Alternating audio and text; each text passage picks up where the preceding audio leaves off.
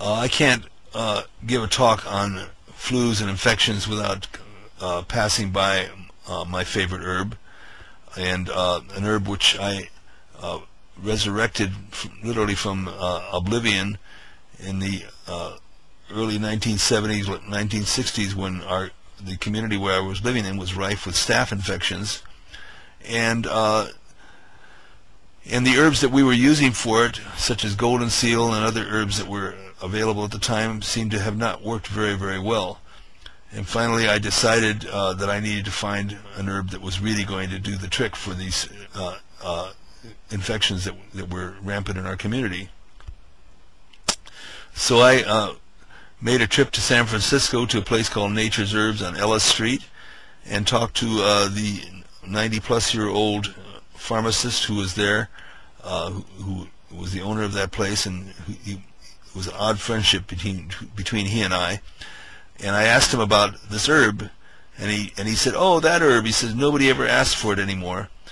I'll see if I have some of it in a jar in the bottom of my basement." And he gave me the last 8 ounces of Echinacea that he had in his pharmacy, which I treasured and took back to the community that I was living in and made it into a tincture, and decided, how could I stretch this out like Christ with the loaves and fishes, 8 ounces, and treat lots of people and see if it's going to work. So I worked out this protocol of 30 drops every 2 hours of Echinacea, keeping in the bloodstream in small doses over the course of 3 days. And I found, sure enough, Echinacea cured just about every infection. And I say just about because there's always going to be exceptions to the rule, but it cures as many infections, especially of the staph variety and other kinds of bacterial infections, that you can expect from any antibiotic. So you may ask yourself, gee, if this herb is such a great herb for infections, why isn't it used that way? Well, very simply, who would try to compete with the public's faith in antibiotics by taking an herb for a serious infection? I can only tell you that the people who have are the people who are desperate. I've had innumerable people who have called and said, "Oh, I have gangrene in the leg, they want to cut it off and the antibiotics aren't working. What can I do?" I said, "Well, you could try some Echinacea, take a teaspoon every hour or two," and that person saved their leg from that, streaking, blood infections and so forth.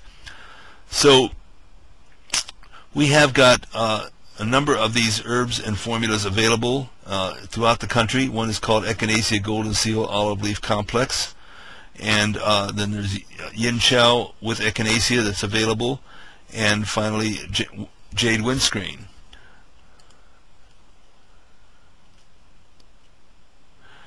And for the cough, whenever I have the cough, I've tried many herbs and many cough syrups. I find that the over-the-counter cough syrups only hide the symptoms of the cough and actually make it last longer, because you never get to cough anything up.